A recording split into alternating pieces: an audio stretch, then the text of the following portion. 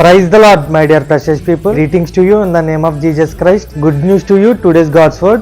ఐజేయా 49th chapter. అనుకూల సమయమందు నీ మొర ఆలకించి నీకు ఉత్తరం ఇచ్చేదను. రక్షణ దినమందు నిన్ను ఆదుకుంటిని. పాడైన స్వాస్థ్యమును పంచిపెట్టుటకై నిన్ను కాపాడి ప్రజలకు నిబంధనగా చేసి తిని. ఇక నీ దేశంలో పాడనే మాట గాని నాశనం అనే మాట గాని ఇక వినబడదు. రక్షణే నీకు ప్రాకారమని ప్రఖ్యాతే నీకు గుమ్మములనియు చెప్పుకుందువు. నీవు ఎడమ వైపునకు కుడివైపునకు వ్యాపించదువు. దేశమును స్వాధీనపరుచుకుందువు. పాడైన పట్టణములను నివాస స్థలముగా చెయ్యుదువు. పడిపోయిన దావీదు గుడారమును తిరిగి కట్టెదను. దాని పాడైన వాటిని తిరిగి నిలబెట్టెదను అని దేవుడు సెలవిస్తున్నాడు. ఈ రోజు మనం ప్రార్థనా జీవితంలో పడిపోయి ఉన్నామేమో, విశ్వాస జీవితంలో పడిపోయి ఉన్నామేమో. దేవుడు మన భక్తి జీవితాన్ని మరలా కట్టాలని కోరుకుంటున్నాడు. The god want to rebuild and restore and make the desolate cities to be inhabited. ఈ రోజు దేవుడు పడిపోయిన వారిని ఉద్ధరించే దేవుడై ఉన్నాడు. కృంగిన వారిని లేవనెత్తే దేవుడై ఉన్నాడు. పడిపోయిన వారిని బాగు చేసే దేవుడై ఉన్నాడు. God bless you. ఆమేన్.